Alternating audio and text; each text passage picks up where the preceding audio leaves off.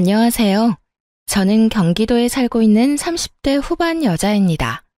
평소 출퇴근할 때 자주 듣고 있는 사연 열차에 제 사연이 소개된다고 생각하니 벌써 심장이 두근두근 거리는 게 많이 긴장되는데요. 글재주가 없어 더욱 긴장되긴 하지만 최선을 다해 볼 테니 다들 끝까지 함께 해주세요. 그러면 사연 시작해 볼게요. 남편과 전 2년도 채 되지 않은 신혼부부였어요. 남편은 중학교 선생님이고 저는 주간 야간을 오가는 업종의 일을 하고 있었죠. 근무 특성상 주말이란 개념이 따로 없었고 주간과 야간을 오가는 일이었기에 휴무가 맞지 않는 주말엔 혼자 시간을 보내야 하는 남편이 걱정이 되더군요. 선생님이란 직업이 워라밸이 좋잖아요. 근무 시간도 좋고. 퇴근 시간이 빠른 남편에 비해 저는 저녁에 출근할 때도 많았어요. 제가 이런 걱정을 할 때마다 남편은 이렇게 말해주었어요. 에이, 별 걱정을 다 한다. 우리 연애할 때도 그랬는 걸 뭘. 나 혼자 잘 놀아. 알잖아. 날씨 좋으면 등산도 가고 낚시도 다니고 가끔 친구들끼리 캠핑도 다녀오기도 하니까 내 걱정은 전혀 하지 말고 일해. 난 정말 괜찮아. 그래. 조금만 더 혼자 놀아. 나 인사이동 시즌 곧 다가오니까 그때 기회 봐서 부서 이동하려고 계획 중이니까. 이렇듯 남편은 혼자서도 잘 놀고 있었고 전 저대로 남편과 더 많은 시간을 함께하기 위해 인사이동 시즌을 기다리고 있었죠. 이런 저희 부부에게 조금의 문제가 있다면 시댁이었어요. 연봉은 제가 남편보다 더 높은데도 불구하고 시댁에선 절 못마땅해 했어요. 그 이유는 바로 제가 남편과 같은 선생님이 아니란 사실 때문이었는데 그것도 저에게는 참 어이가 없었어요. 결혼 이야기가 오갈 때는 전혀 이런 말을 꺼낸 적도 없었고 오히려 돈 더 잘 버는 저에게 능력이 좋다며 반대하기는커녕 반기는 분위기였죠. 그랬던 시댁이었는데 결혼 1년 차가 지났을 때부터 점점 이런 말을 하곤 하더라고요. 우리 며느리도 우리 아들 같은 학교 선생님이었으면 얼마나 좋아. 교육자 부부, 이 얼마나 어감도 좋고 듣기만 해도 흐뭇하니. 친구들 만나서 이야기할 때 내 위신도 서고 말이다.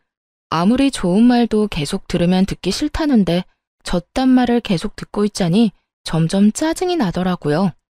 그래서 저도 더는 참지 않고 시모에게 이렇게 말해주었죠. 결혼할 때는 돈 잘 버는 며느리 최고라고 하시더니 이제는 선생님 며느리가 탐나시는 거예요? 진작 선생님 며느리가 좋다고 했으면 저도 남편 포기하고 어머님을 위해서 결혼도 포기했을 텐데요. 제 말에 가시가 가득하다는 걸 남편이 눈치챘는지 결혼 생활을 시작할 때 제가 마련한 집에서 시작한 이야기를 꺼내며 서둘러 제 편을 들기 시작하더군요. 그래 엄마, 언제는 돈 잘 버는 며느리가 최고라고 하셔놓고선.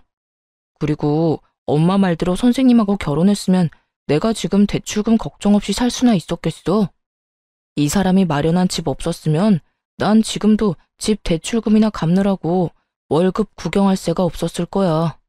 그러니까 이 사람한테 그런 말도 안 되는 말 좀 하지 마. 나도 기분 나빠지려고 그런다고. 남편의 말에 시모의 선생님 며느리 타령이 들어가긴 했지만 기분이 나쁜 건 어쩔 도리가 없더라고요. 제가 더 기분이 나쁜 건 저를 그렇게나 못마땅해 하면서도 저에게 끊임없이 용돈을 요구한다는 것이었는데요. 처음엔 두세 달에 한 번씩 돈을 좀 달라던 시모는 어느새 한 달에 두어 번씩 용돈 요구를 하는 날도 생겨나더군요. 저는 처음부터 시모가 용돈을 요구할 때마다 제 돈만이 아닌 생활비 목적으로 남편과 함께 다달이 모은 돈에서 시모의 용돈을 줘버렸죠. 처음 두세 달에 한 번씩 용돈을 줄 땐 아무 말도 하지 않던 남편은 한 달에 두어 번씩 적게는 10만 원, 많게는 50만 원씩 생활비에서 돈이 빠져나가니 짜증을 내기 시작하더군요.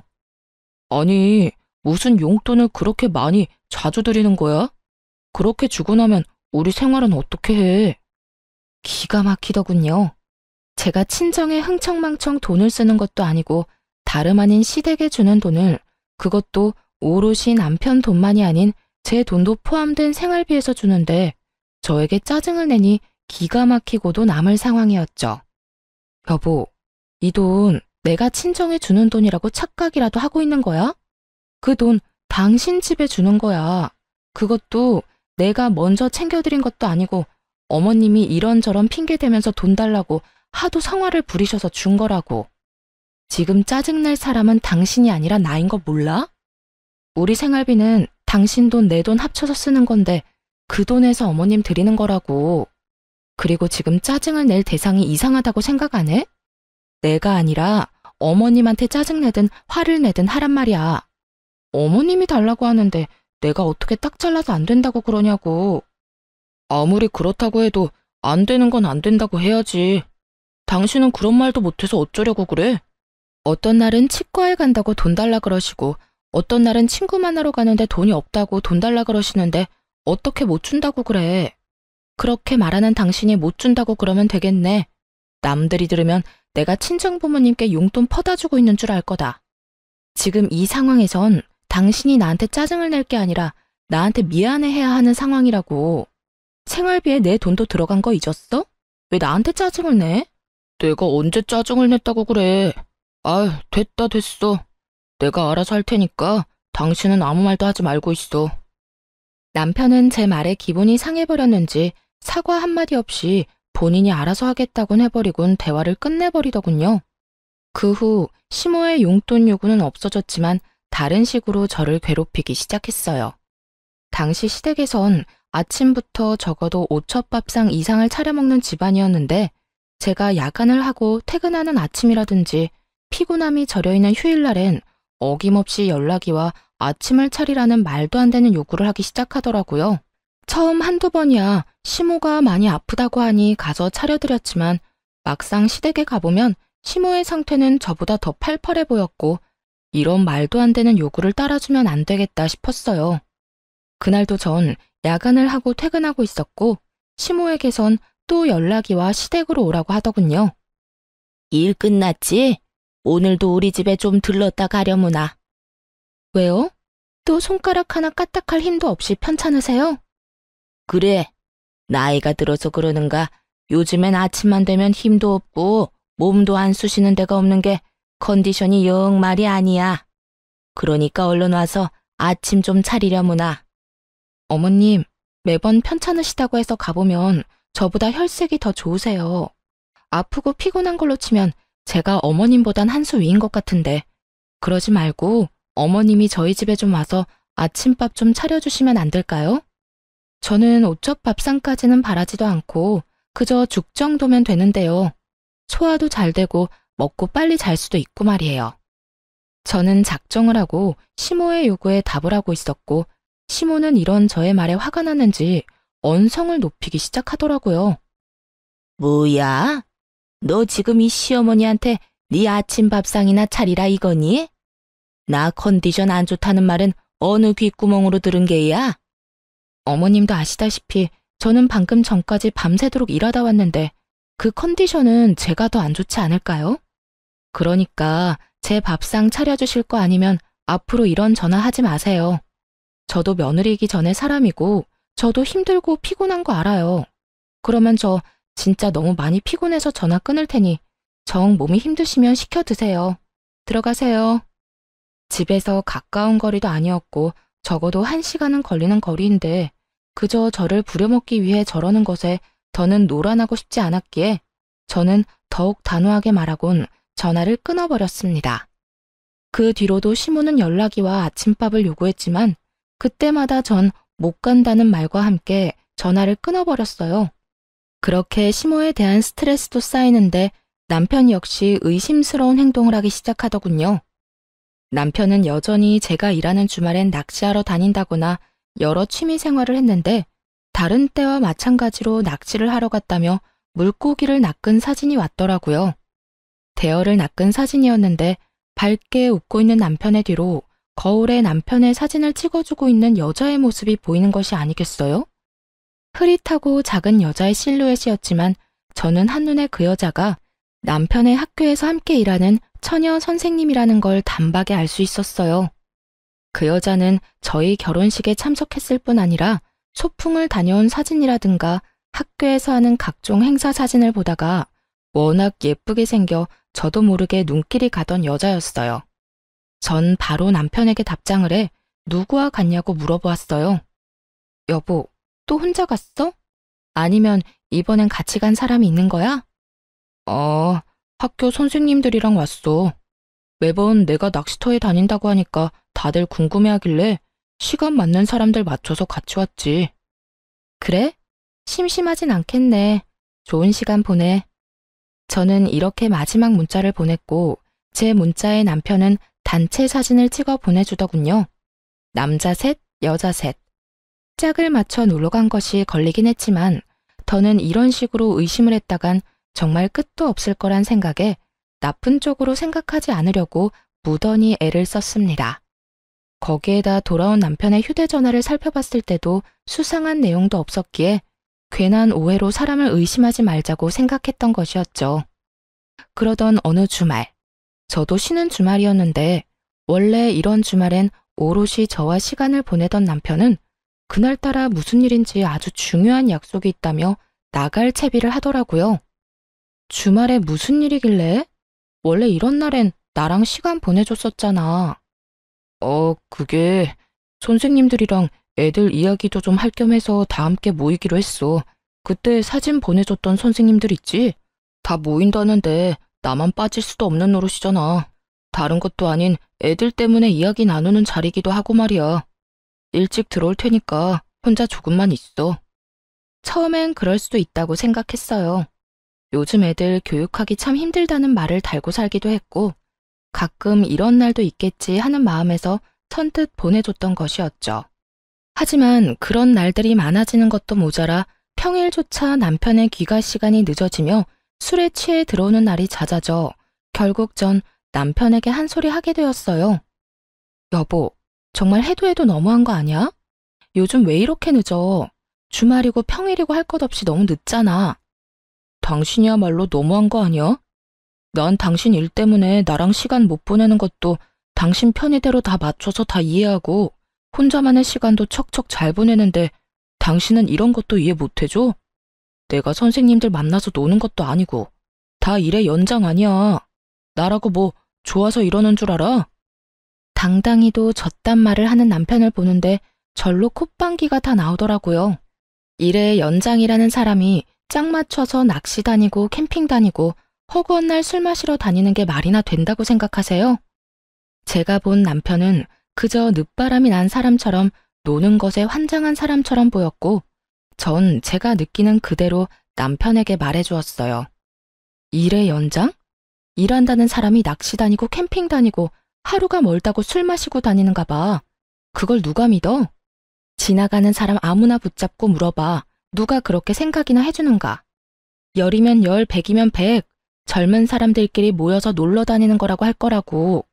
나는 안중에도 없고 그저 그 선생님들이랑 시간 보내느라 바쁘잖아 요즘. 당신이 내 입장이면 섭섭하지 않겠어?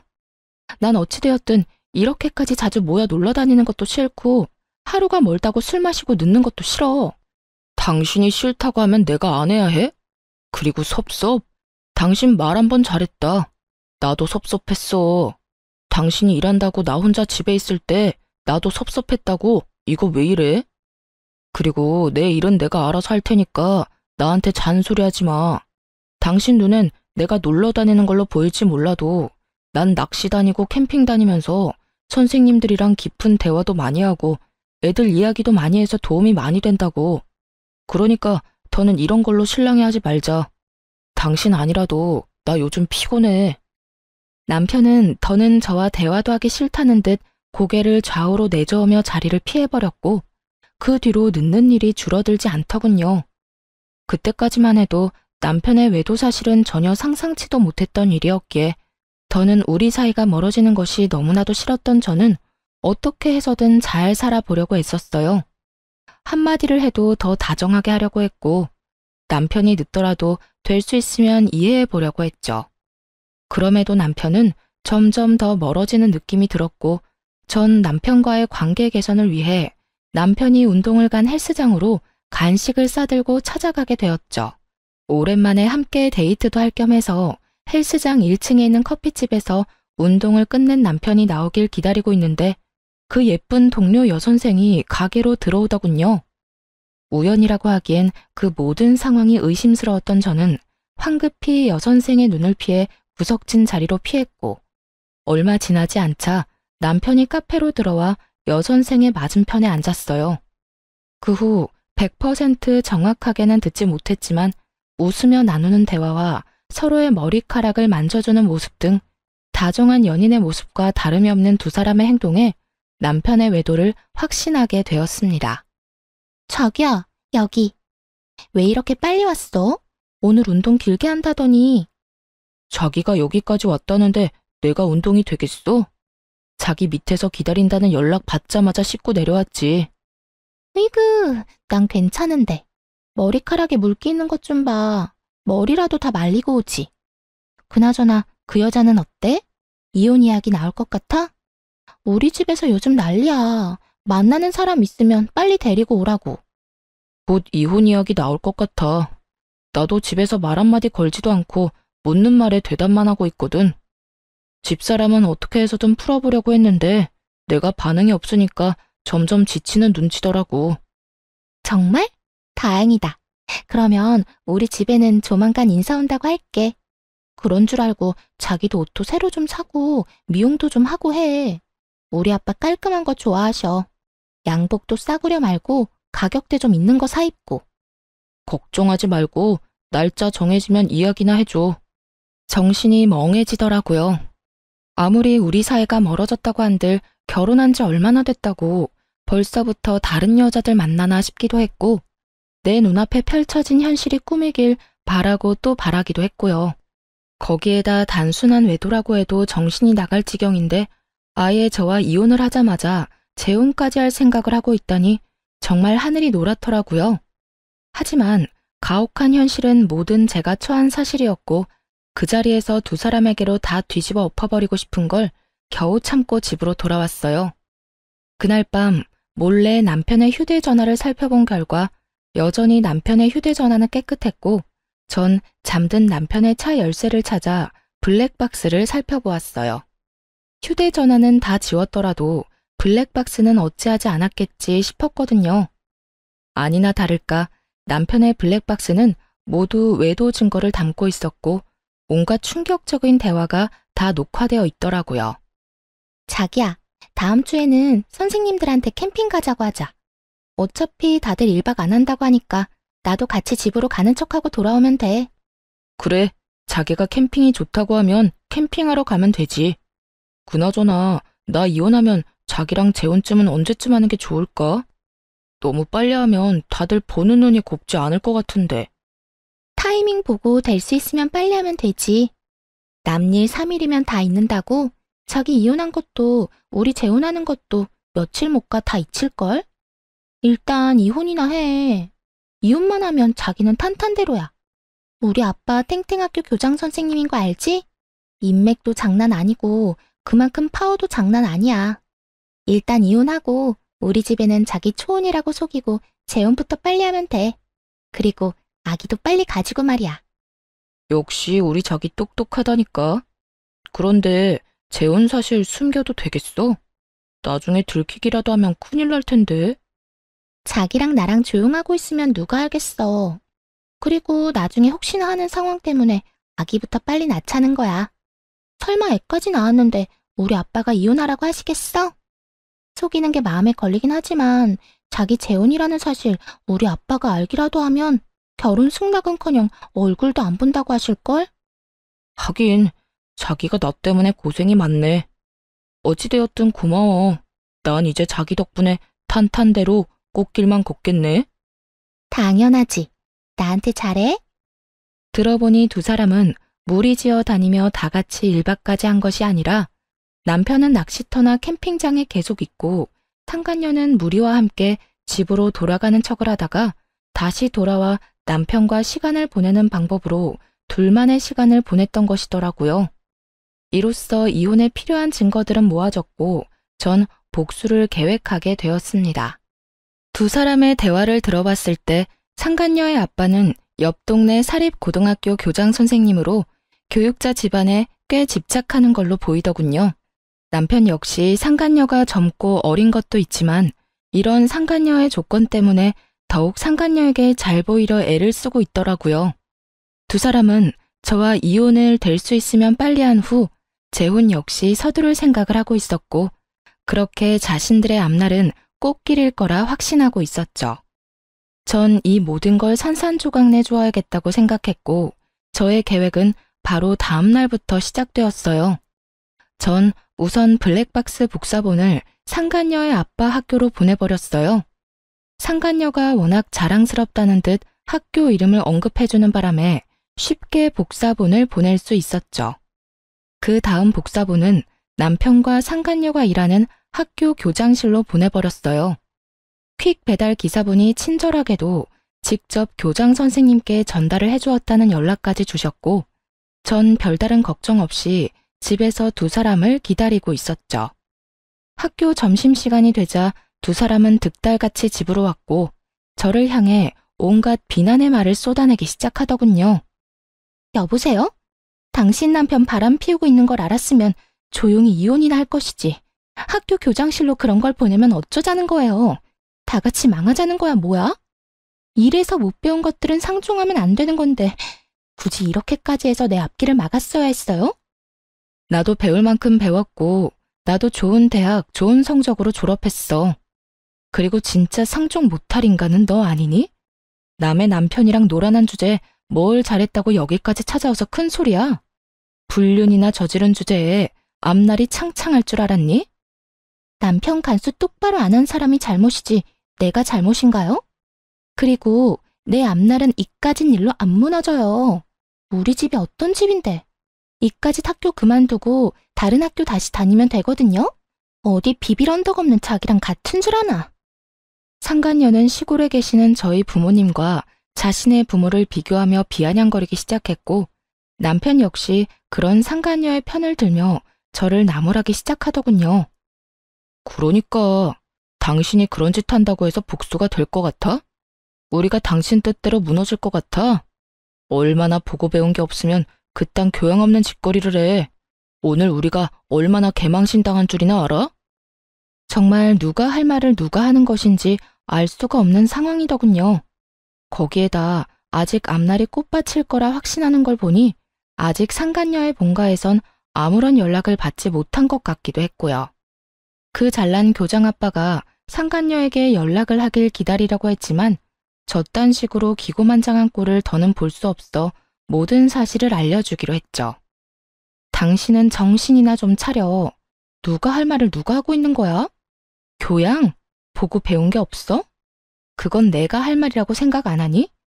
지금 교양 없이 더러운 외도나 저지르고 있고 보고 배운 것도 없이 적반하장으로 화를 내고 있는 사람이 누군데 그딴 소리를 나한테 하는 거야? 그리고 지금 아주 큰 꿈을 꾸고 있는 것 같은데 내가 모든 사실을 안 이상 그 꿈도 물거품이 될 거라고 생각 안 하니? 뭐라고? 당신 그게 무슨 말이야?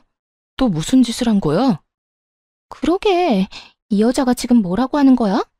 설마, 아니죠? 아니긴, 내가 당신들 학교에만 복사본을 보냈을 것 같아? 너네가 어느 학교 어느 교장실에 누가 있는지 친절하게 알려줬는데 그런 눈으로 봐도 소용없어. 이미 복사본은 네가 비빌 언덕인 네 아빠한테도 보내버렸고 잘 전달되었다고 연락도 받았으니까. 그제야 모든 사실을 한 두 사람은 얼굴이 사색이 된다 싶더니 저에게 득달같이 달려들더군요. 거짓말이지? 당신 나랑 지혜 골려주려고 거짓말하는 거잖아. 당신이 정말 그런 짓을 했으면 앞으로 내 앞길은 누가 닦아주냐고. 자기는 지금 자기 출세 따위가 문제야? 우리 아빠가 알면 나 집에서 쫓겨나는 건 둘째치고 영까지 끊길 수도 있다고. 내가 어떻게 해서든 아빠 눈에 들어야 당신한테도 기회가 간다는 거 몰라? 저기요, 정말 우리 아빠한테 그 복사본 보낸 거예요? 아니죠. 내가 뭘 그렇게 잘못했다고 그렇게까지 해요. 제발 아니라고, 거짓말이라고 해줘요. 뭘 그렇게까지 잘못했냐고? 간통죄가 폐지됐다고 불륜이 정당화된 줄 아니? 너 조강지처가 버젓이 두 눈 뜨고 있는데 몰래 만나는 것도 모자라서 이혼까지 시키려고 했었어. 그 정도면 나한테 죽을 죄를 지었다고는 생각 안 하니? 복사본을 정말로 보냈냐고? 생각 같아선 복사본을 보내는 게 아니라 직접 가지고 가서 틀어주고 싶은 걸 겨우 참았어. 그러니까 여기서 M1 사람한테 헛소리하고 있지 말고 네가 사랑하는 저 남자까지 챙겨서 네 집에나 가봐. 한시라도 빨리 가서 빌어야 네 집에서 빌어먹을 밥풀이라도 있지 않겠니? 끝까지 현실을 부인하던 상간녀는 단호한 제 말에 눈을 뒤집고 저에게 달려들더니 허우적거리며 손을 뻗더라고요. 평생 운동이란 걸 해보지 않은 듯한 움직임이었죠. 어이없던 저는 상간녀의 손을 확 낚아채고 악소리가 나게 팔을 있는 힘껏 꺾어주었어요. 이거 나? 이 여자 정말 미쳤나 봐. 이거 나? 미친 건 내가 아니라 너지. 어디 건방지게 손까지 내밀어 내밀기는. 내가 그렇게 우스웠니? 어디 상간녀 주제에 여기가 어디라고 찾아와? 제정신이 아닌 게지. 생각 같아선 정말 가만두고 싶지 않은데 괜히 내 손 더럽히기 싫어서 보내주는 거니까 곱게 보내줄 때 가라. 저는 상간녀를 남편의 쪽으로 밀어버렸고 남편은 상간녀를 부축하며 저에게 온갖 험한 말을 쏟아내기 시작하더군요. 당신 정말 제정신이야? 배웠다는 사람이 왜 이렇게 무식하게 굴어? 이러다 어디 크게 다쳤으면 당신이 책임질 거야? 내가 좀 밀었다고 크게 다칠 정도면 걔는 걸어다니지 말고 병실에 누워 있어야 하는 거 아니니? 그 정도로는 진단서도 안 나오니까 걱정하지 말고 얼른 가. 여기서 더 소란 피웠다간 나 진짜 경찰이라도 부를 거니까. 그런 줄 알고 더 난동 피우려면 피워보든가. 전 두 사람을 향해 경찰을 부를 거라며 으름장을 놓았고 두 사람은 끝까지 저에게 험한 말을 쏟아내며 돌아가더군요.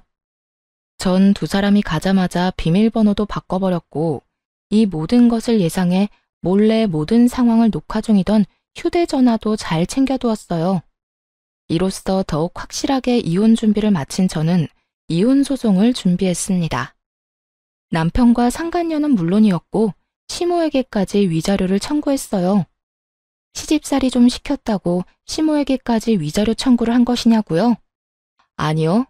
제가 본 블랙박스엔 두 사람 말고도 시모도 함께 찍힌 녹화본이 꽤 있었는데 알고 보니 시모는 두 사람의 외도 사실을 진작부터 알고 절 괴롭히고 있었더군요. 그러니까 제 입에서 이혼 이야기가 나오게 저를 괴롭히고 있었던 것이었어요. 엄마, 집사람 괴롭히고 있는 거 맞지? 왜 별말이 없지? 말도 마라. 그렇게나 괴롭히는데 애가 기죽기는커녕 되려 나를 가르치려고 들고 있어. 넌 도대체 어디서 그렇게 독한 애를 데리고 왔니? 다른 여자들 같으면 이 정도 하면 울고불고 어머님 저한테 왜 이러세요? 말 정도는 나와야 할 텐데 네 집사람은 도리어 나한테 싫다. 앞으로 이런 거 시키지 말라고 하더라. 내가 기가 막혀서. 그래서 더 괴롭히지도 못한다는 말이야? 그러면 내가 그냥 이혼하자고 해야 해? 내가 이혼하자고 해도 집사람 안 해줄 텐데. 어이구 걱정하지 마. 이 엄마가 다 알아서 할 테니. 우선 네 할아버지 제사 다가오는 거 알지? 그때 불러서 일단 마음껏 부려먹으려 하고 있어. 그런데 우리 제사 안 지내잖아. 그러니까 더 화나는 거지. 이때까지 한 번도 지낸 적 없었던 제사를 갑자기 지낸다고 하면서 부려먹으면 더 화나지 않겠니? 다른 사람도 아닌 할아버지 제사라는데 안 올 수도 없을 테고. 그쯤 되면 시집살이도 그런 시집살이가 없다는 생각이 들면서 그냥 확 이혼하고 싶을 테니 조금만 기다려. 이야, 대단하네 우리 엄마. 고마워 엄마. 내가 재혼해서 잘 풀리면 엄마한테 정말 잘할게. 그래, 잘 좀 해. 그러게 진작 같은 학교 선생님을 만났으면 이런 고생은 안 해도 됐을 텐데. 어찌되었든 넌 아무 걱정하지 말고 재혼 준비나 잘 해놔. 아무리 제가 밉다고 해도 시모까지 이혼을 돕고 있다는 사실을 알았을 땐 정말 치가 다 떨리게 화가 났었는데 소송을 하다 보니 그 더러운 계획에 함께해준 시모에게 고맙다는 마음마저 들더군요. 그 덕에 저는 받을 위자료도 더 많아졌고 기분도 통쾌해졌으니까요. 그렇게 전 세 사람 모두에게 위자료를 받고 이혼할 수 있었고 세 사람의 계획은 물거품이 되고 말았습니다. 공무원은 품위 유지 의무가 있는 거 다들 아시죠?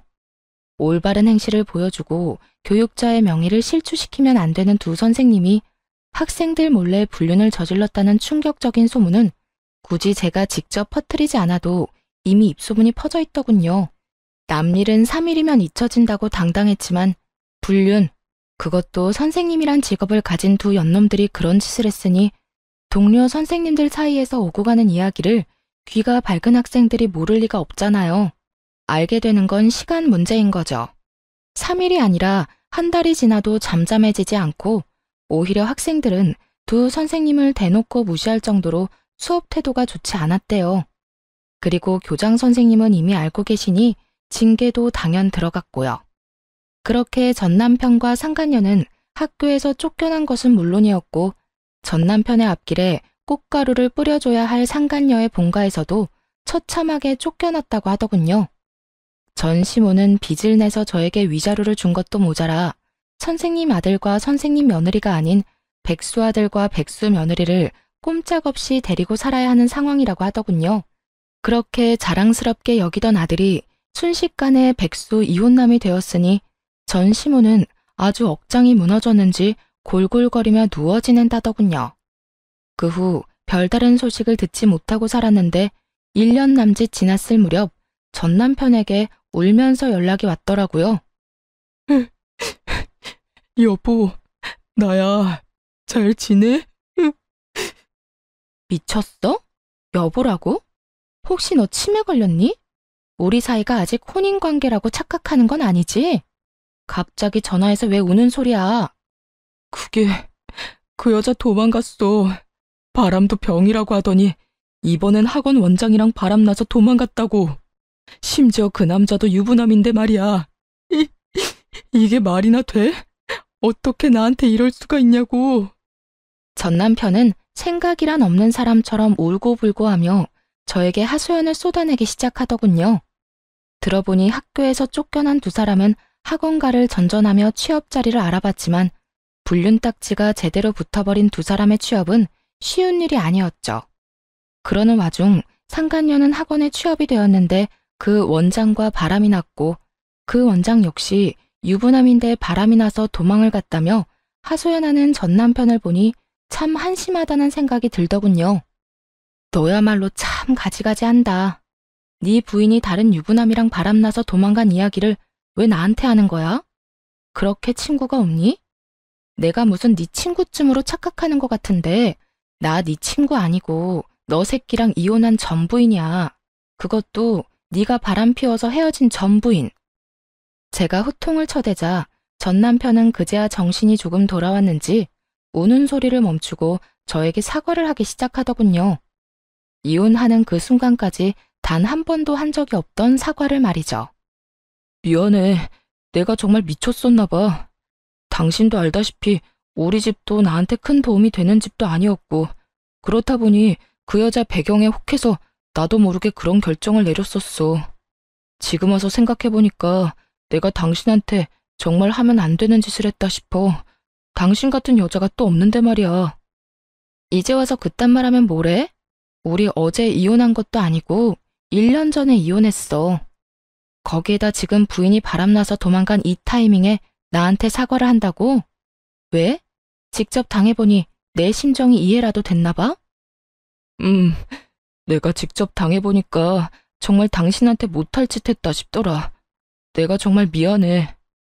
전 남편은 우물쭈물 말꼬리를 흐리며 말을 아낀다 싶더니 결국 준비한 말을 꺼내기 시작하더군요. 그래서 하는 말인데 우리 다시 시작하면 안 될까? 뭐라고? 나보고 네 상간녀를 하란 이 말이니? 왜? 네 와이프 바람난 꼴 보니까 너도 외도라도 저지르고 싶니?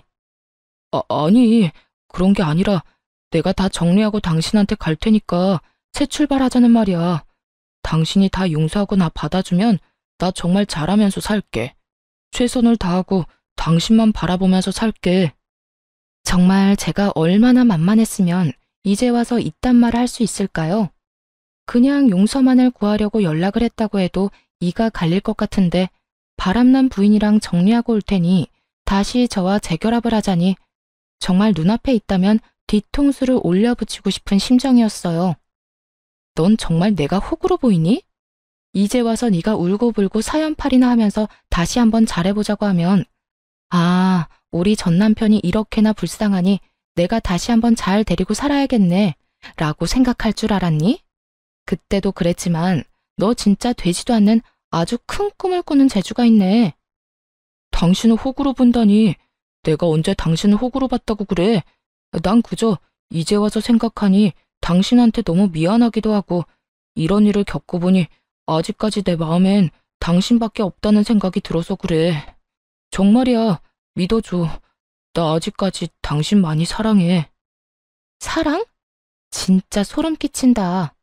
1년이 지난 지금에 와서 사랑까지 한다고?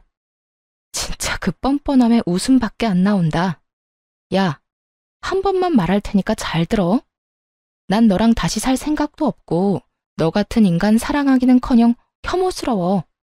내 입 아파서 내 입 더럽히기 싫어서 가만히 있었더니 넌 내가 만만해 보였구나. 다신 연락도 하지 말고 그 헛된 꿈에 나까지 엮지도 마. 여보, 제발. 내가 이렇게 빌게. 나 진짜 이러다 폐인 될 것 같아서 그래. 내 인생 망할 것 같아서 그렇다고. 우리가 함께 했던 정을 생각해서라도 나 좀 구해줘. 어? 제발. 저는 곧장 전화를 끊어버렸고 그 후에도 연락이 왔지만 다 차단을 해버렸어요. 그렇게 그 인연도 정말 끝이라고 생각했는데 몇 달 뒤 생각지도 못한 전 시모에게서 연락이 왔더라고요. 차단을 다 했는데도 불구하고 다른 번호로 전화가 와 피하지 못하고 그냥 받아버렸던 것이었어요. 아가, 잘 지내니? 결혼 생활을 할 때에도 단 한 번도 들어본 적이 없던 아가라는 호칭을 쓰는 전시모를 보며 정말 코웃음이 다 나더라고요. 아가라니 참 낯선 호칭이네요.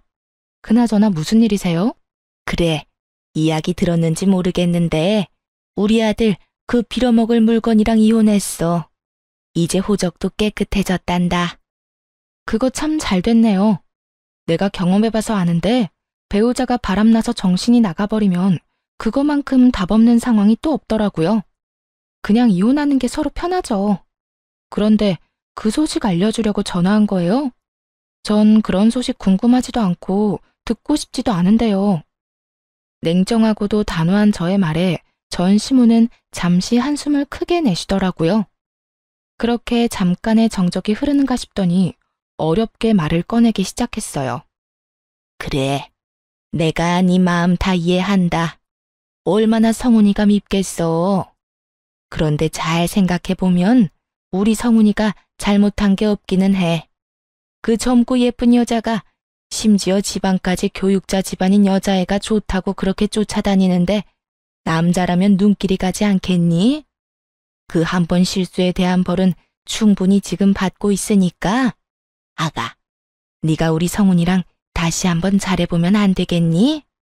그러니까 지금 저한테 직장도 없을 뿐더러 미래도 없는 사람이랑 다시 결합하라는 말인가요? 심지어 빚까지 있는 남자랑요? 빚은 내가 어떻게 해서든 다 갚아줄 테니 그건 걱정하지 말고 너희는 그저 잘 살기만 하면 돼. 너만 마음 돌려준다면 내가 너희 집엔 발걸음도 하지 않고 연락도 하지 않으마. 우리 성훈이 저렇게 두다간 정말 폐인 될 것 같아서 그래. 네 말대로 취업도 안 되고 집에서 술만 먹는데 내가 아주 미칠 지경이야. 그러니까 네가 좀 마음을 돌려먹으면 안 되겠니? 입에서 나온다고 다 말이 되는 건 아닐 텐데 전 시모는 헛소리를 말이라고 생각하며 잘도 뱉어내고 있더라고요. 아줌마 아들이 누굴 닮아서 그렇게 생각이 없나 싶었더니 다 아줌마를 닮았었네요. 내가 미쳤어요? 허구한 날 집에서 술만 퍼마시는 전 남편, 내가 뭐가 아쉽다고 재결합까지 해요? 뭐라고? 아줌마? 너 지금 말 다 했니? 아무리 그래도 아줌마라니. 네, 아줌마. 내가 이혼까지 한 마당에 어머님이라고 불러드릴 줄 알았어요? 그쪽이라고 해버리고 싶은 거 아줌마라고 해주는 거니까 고마운 줄이나 아세요. 그리고 빚을 갚아준다고요? 내가 알기론 아줌마도 저한테 위자료 주느라 빚쟁이인 걸로 아는데 무슨 수로 빚을 갚아준다는 말이에요? 아, 꼴에 살고 있는 그 집이라도 팔아서 해주려고요? 제발 헛된 꿈 좀 꾸지 마세요. 마음 떠난 사람 붙잡지도 말고요. 이년이 진짜 말이면 다 한 줄 아나? 나라고 네가 좋아서 이렇게 연락한 줄 알아? 다 내 아들이 원하니까 자존심 접어두고 연락했더니 뭐? 아줌마? 헛된 꿈? 내가 이래서 네가 싫다고 했던 거야. 내 아들이 저 모양 저 꼴이 된 거 다 너 때문이잖아.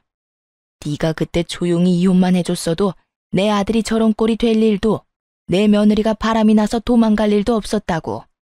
그러니까 네가 책임져. 재결합할 게 아니면 돈이라도 내놓으란 말이야. 나하고 내 아들이 준 위자료 다시 다 토해내. 그걸 왜 내가 책임져야 해요? 잘못을 했고 그러니 나한테 위자료까지 줬던 거 기억 안 나나 봐요. 아줌마 아들이 그렇게 된 거나 아줌마 꼴이 그렇게 된 거나 다 그쪽들 책임이지 내 책임 아니라고요. 그게 왜 우리 책임이야? 내가 말했지. 네가 순순히 이혼만 해줬으면 이런 일 없었다고. 네가 그런 것만 안 보냈어도 이런 꼴은 당하지 않았다고. 그러니까 돈 내놔. 돈 내놓으면 더는 귀찮게 하지 않을 테니 돈 내놓으라고. 전 시무는 정신줄을 놓아버린 사람처럼 정신 나간 말을 하기 시작했고 더는 통화하고 있을 이유가 없어 보이더라고요. 이혼까지 한 마당에 가족도 뭣도 아닌 사람에게 욕을 들을 필요도 없었고요. 아줌마, 요즘엔 욕도 조심해서 해야 하는 거 모르는가 봐요. 지금 통화하는 거 다 녹음 중이거든요. 이거 내가 경찰서에 가지고 가서 신고하면 아줌마 또 벌금 내야 한다고요. 그렇게 자랑스럽던 아들 술값 되는 것도 힘들 텐데 어디 벌금까지 내게 해줄까요? 뭐야? 너 이 고약한 거 사. 나는 고약하기만 하지 당신네들은 고약한 걸 넘어서 파렴치하다고요. 그러니까 더 험한 꼴 보기 싫으면 나한테 연락해서 이딴 말 좀 하지 마세요. 사람이라면 양심이 있어야지. 이혼한 지가 언젠데 연락해서 재결합하라 마라 부탁질이에요. 다시 연락하면 정말 경찰서에서 뜨거운 제외하게 될 테니 그런 줄 알고 끊어요. 저는 전화를 끊어버렸고 그 번호 역시 차단을 해버렸어요. 끝까지 구질구질한 것을 넘어 양심도 없던 그 지긋지긋한 인연과도 그렇게 끝이 났습니다. 그 후 저는 아예 회사를 옮겨버렸어요. 제가 기다리는 인사이동은 되지 않았고 더는 주야간을 오가기 싫어 새 출발을 할 겸 아예 회사를 옮겨버렸어요. 그렇게 5년이란 세월이 지났네요.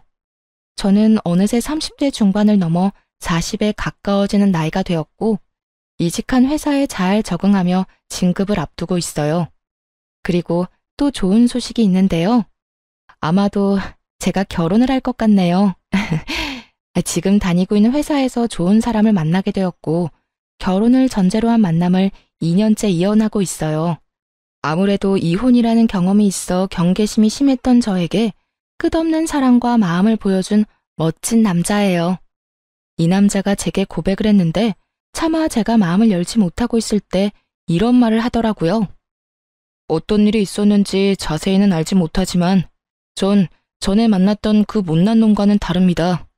바람 같은 거 절대 피우지도 않을 거고 절대 배신 같은 것도 하지 않을 거예요. 그러니까 제가 싫으신 게 아니라면 저한테도 기회를 주세요. 일단 곁에 두시고 제가 어떤 사람인지 보여드릴 기회라도 주세요. 그렇게 곁에 둬보고도 제가 아니라고 하면 저도 군말 없이 물러나겠습니다. 이렇게까지 말하는 남자친구를 보며 저는 일단 곁에 두고 지켜보기로 했고 그렇게 연애하는 내내 한결같은 남자친구의 모습에 진지한 만남을 이어가게 되었어요. 다행스럽게도 남자친구의 집에서도 이런 저를 어여쁘게 여겨주고 계세요. 많이 걱정했었는데 예비 시부모님 모두 참 인자하고 좋으신 분들이더라고요. 조만간 나를 잡을 예정인데 제가 애정하는 채널에서 저의 마음 아팠던 과거를 훌훌 털어내버리고 새 출발해보려고 합니다. 지금은 한결같은 사람이 앞으로 한평생을 한결같으리라는 보장이 없긴 하지만 적어도 전 남편과는 다른 남자라는 걸 확신할 수가 있네요. 저 역시도 안일하게 행동하지 않고 남편을 위해 노력하며 우리의 행복을 위해 잘 살아보려고요. 두 번의 실패는 하지 않도록 다들 응원해 주실 거죠? 사연을 들으시는 모든 분께도 아낌없는 응원을 보내며 저는 이만 물러가 볼게요. 긴 글 함께 해주셔서 감사합니다. 다들 행복하세요.